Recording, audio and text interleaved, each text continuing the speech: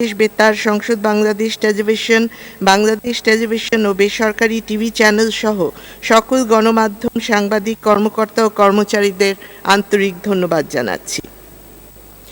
মাননীয় প্রধানমন্ত্রীর প্রস্তাবের আলোকে এবং বিরোধী দলীয় উপনেতাও একই প্রস্তাব করেছেন, সংসদ সচিবালয়ে প্রধানমন্ত্রী শেখ হাসিনার সরকারের নির্ধারিত লক্ষ্য 2023 সালের মধ্যে 1,50,00,000 কর্মসৃজন করা এবং 2030 সালের মধ্যে 3 কোটি কর্মসংস্থান সৃষ্টি করা।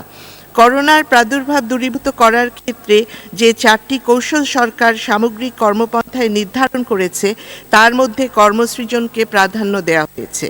কর্মসংস্থান সৃষ্টির লক্ষ্য অর্জনে গতানুগতিক খাত যেমন পোশাক শিল্পের উন্নয়নের পাশাপাশি সেবা খাত, ক্ষুদ্র ও মাঝারি উদ্যোক্তা খাত, উৎপাদন বা ম্যানুফ্যাকচারিং, কৃষি ও আইটি খাতের উপরও জোর দিতে হবে। সেবা খাত বা সার্ভিস সেক্টরের অধিকতর উন্নয়নের মধ্য দিয়ে এর সম্ভাবনাকে পরিপূর্ণভাবে কাজে লাগানোর সুযোগ রয়েছে। এই সেক্টরে নিয়োজিত শতকরা 39% শ্রমশক্তিকে শতকরা 67% পর্যন্ত উন্নীত করা যেতে পারে।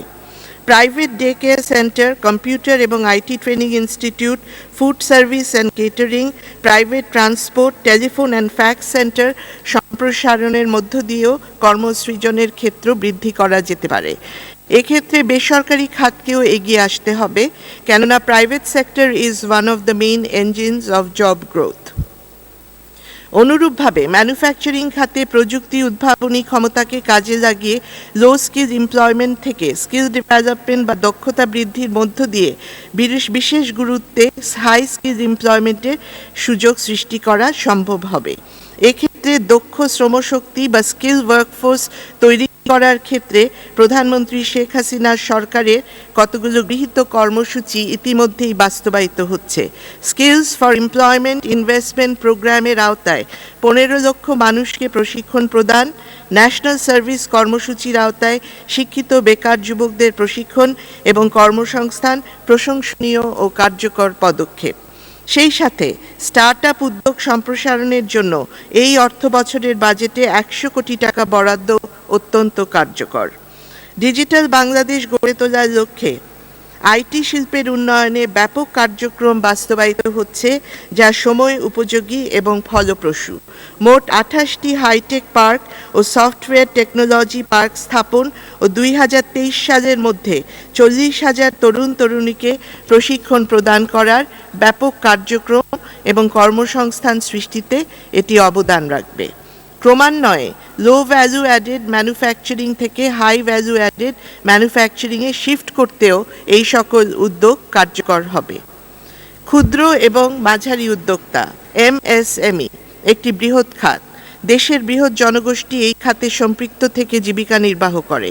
প্রযুক্তি বিষয়ক আইটি প্রশিক্ষণ, কম্পিউটার প্রশিক্ষণ, ঋণ সুবিধা সম্প্রসারণ, বিনা জামানতে ঋণ প্রদান, যে কার্যক্রম বাংলাদেশ ব্যাংক ইতিমধ্যেই পরিচালনা করছে, বাজারজাতকরণের সুবিধা বৃদ্ধির মাধ্যমে অন্তর্ভুক্তিমূলক উন্নয়ন নিশ্চিত করা সম্ভব হবে। আজকের কালের কণ্ঠে প্রকাশিত 7 পণ্যের করোনা জয়। বিশ্ববাজারে চাহিদা বাড়ছে ঔষধ, পাটজাত পণ্য, আসবাবপত্র, কার্পেট, চা, সবজি এবং ছাইয়ের। এই খবরটি প্রকাশিত হয়েছে। এইভাবে আমাদের ট্রেড বাস্কেট ডাইভার্সিটি করে বিশ্ব চাহিদার নিরিখে সাজাতে হবে, নতুন সম্ভাবনাগুলোকে পরিপূর্ণভাবে কাজে লাগাতে হবে। কৃষি আমাদের অর্থনীতির অন্যতম মূল চালিকা শক্তি। বৃহৎ জনগোষ্ঠী এ খাত থেকে জীবিকা নির্বাহ করে, কাজে কৃষি ও গ্রামীণ অর্থনীতিকে সকল সময়ই অগ্রাধিকার দিতে হবে। সুনীল অর্থনীতি, সবুজ অর্থনীতির প্রসার, মৎস্য খাত, পর্যটন ও জ্বালানি খাতে বিনিয়োগ, কর্মসৃজনের মাধ্যমে অর্থনৈতিক সংকট উত্তরণে গুরুত্বপূর্ণ অবদান রাখবে। সামাজিক নিরাপত্তা বা সুরক্ষা খাত করোনা সৃষ্ট ক্ষতি কাটিয়ে ওঠার ক্ষেত্রে এবং অর্থনৈতিক কর্মকাণ্ড পুনরুজ্জীবিতকরণের জন্য এই খাতটি সর্বাধিক গুরুত্বপূর্ণ। সেই বিষয়টি পরিপূর্ণ উপলব্ধি ও বিবেচনায় রেখে মাননীয় প্রধানমন্ত্রী শেখ হাসিনা প্রায় 1,03,117 কোটি টাকার 19টি প্রণোদনা প্যাকেজ ঘোষণা করেছেন। দেশের হতদরিদ্র, কর্মহীন হয়ে পড়া নিম্ন আয়ের মানুষ, ক্ষুদ্র ব্যবসায় নিয়োজিত উদ্যোক্তা, অপ্রাতিষ্ঠানিক খাত বা ইনফর্মাল সেক্টরে নিয়োজিত জনগোষ্ঠীর এক বৃহৎ অংশকে এই সুরক্ষা কার্যক্রমের আওতাভুক্ত করা হয়েছে। এই বিষয়ে মাননীয় প্রধানমন্ত্রী তার বাজেটে বিস্তারিত বর্ণনা দিয়েছেন। তারপরও বলতে হয়, এই প্রণোদনা প্যাকেজ সকল শ্রেণী পেশার মানুষের সুরক্ষা নিশ্চিতকল্পে প্রদান করা হয়েছে, যা অত্যন্ত সময় উপযোগী, গভীর প্রজ্ঞাসম্পন্ন ও সুচিন্তিত পদক্ষেপ। এই প্রণোদনা প্যাকেজ সকলের জন্য একই আর্থিক সহায়তা বা ব্ল্যাঙ্কেট কভারেজ বা চেক নয়, বরং চাহিদার ভিত্তিতে বিভিন্ন শ্রেণী পেশার জন্য ক্যাটাগরিতে বিভক্ত এবং টার্গেটেড এবং অন্তর্ভুক্তিমূলক।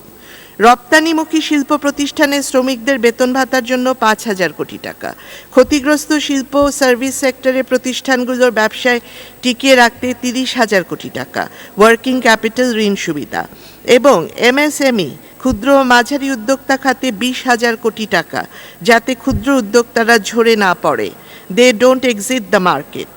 কর্মহীন হয়ে পড়া অতি দরিদ্র 50 লক্ষ উপকারভোগীকে ব্যাংক বা মোবাইল অ্যাকাউন্টে প্রত্যেককে 2,500 টাকা বিতরণ করা হয়েছে। এক্ষেত্রে একটি বিষয় গুরুত্বপূর্ণ, ঘোষিত এ সকল প্রণোদনা প্যাকেজের বাস্তবায়নের গতি বৃদ্ধি করতে হবে।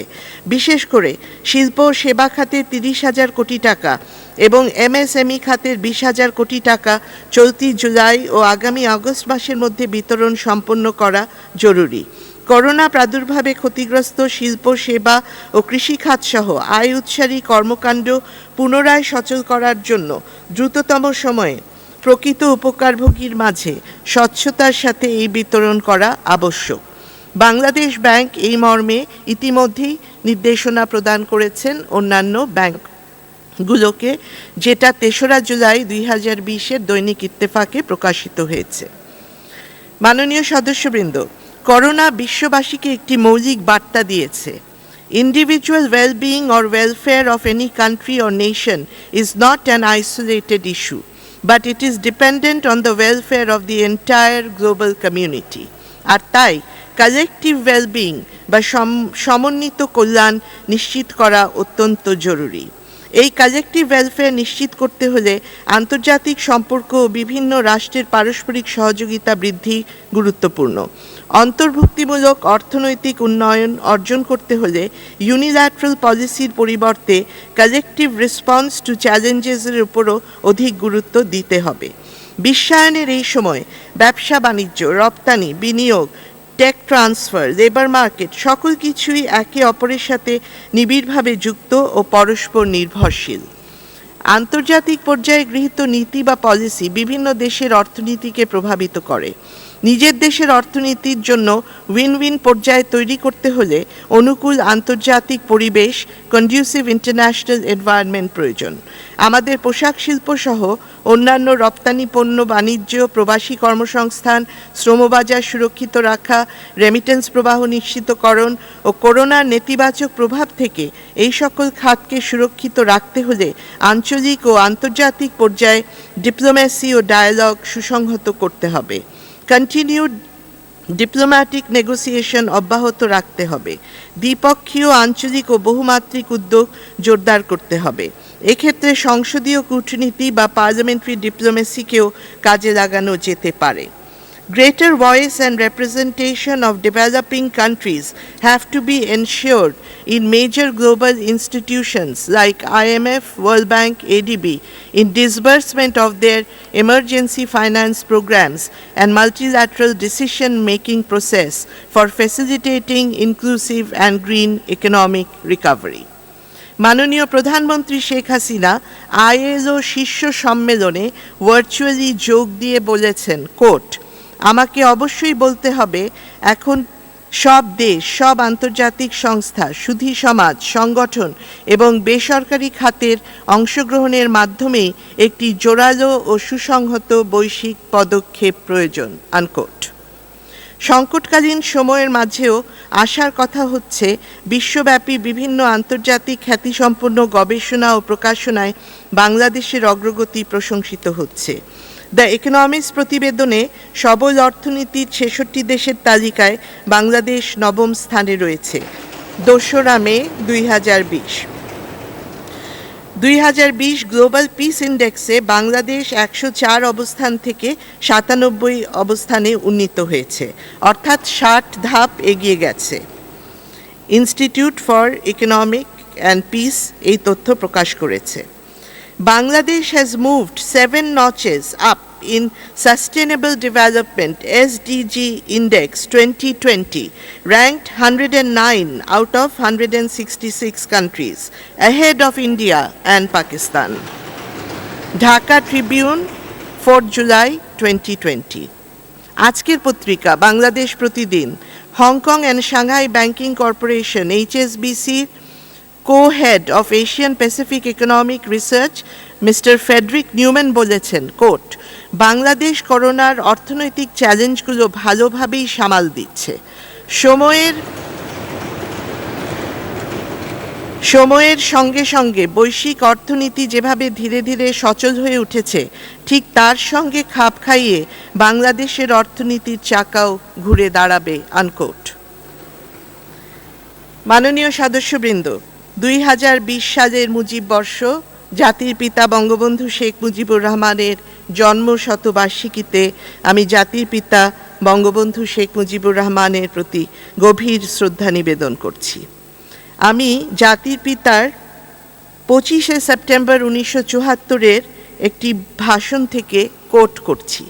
কোট, আমাদের কষ্ট স্বীকার করতে হতে পারে, কিন্তু আমাদের ধ্বংস নাই। এই জীবনে যুদ্ধের মোকাবেলায় জনগণের প্রতিরোধ ক্ষমতা ও দৃঢ় প্রতিজ্ঞাই শেষ কথা। তিনি আরও বলেছেন, শুধু জনগণের ঐক্যবদ্ধ ও সম্মিলিত প্রচেষ্টার মাধ্যমেই আমরা আমাদের নির্দিষ্ট লক্ষ্যে পৌঁছাতে সক্ষম হতে পারি, গড়ে তুলতে পারি উন্নততর ভবিষ্যৎ, আনকোট। জাতির পিতা বঙ্গবন্ধু শেখ মুজিবুর রহমানের গভীর প্রত্যয়কে ধারণ করে আমরা বাংলাদেশকে কাঙ্ক্ষিত লক্ষ্যে এগিয়ে নিয়ে যাব। কেননা আমরা দৃঢ়ভাবে বিশ্বাস করি, প্রধানমন্ত্রী শেখ হাসিনার নেতৃত্বে এ তুফান ভারী, দিতে হবে পারি, নিতে হবে তরিপার।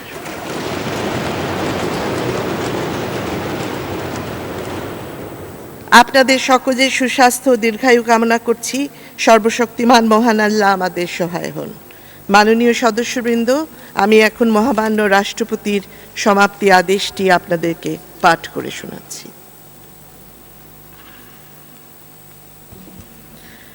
গণপ্রজাতন্ত্রী বাংলাদেশের সংবিধানের ৭২ অনুচ্ছেদের ১ দফায় প্রদত্ত ক্ষমতা বলে আমি গণপ্রজাতন্ত্রী বাংলাদেশের রাষ্ট্রপতি মোহাম্মদ আব্দুল হামিদ একাদশ জাতীয় সংসদের চলতি অষ্টম ২০২০ খ্রিস্টাব্দের বাজেট অধিবেশন ১৪২৭ বঙ্গাব্দের ২৫ আষাঢ় মোতাবেক ২০২০ খ্রিস্টাব্দের ৯ জুলাই বৃহস্পতিবার বৈঠক শেষে সমাপ্তি ঘোষণা করিতেছি। মোহাম্মদ আব্দুল হামিদ, রাষ্ট্রপতি, গণপ্রজাতন্ত্রী বাংলাদেশ। আপনাদের সকলকে সহযোগিতার জন্য আন্তরিক ধন্যবাদ। আসসালামু আলাইকুম।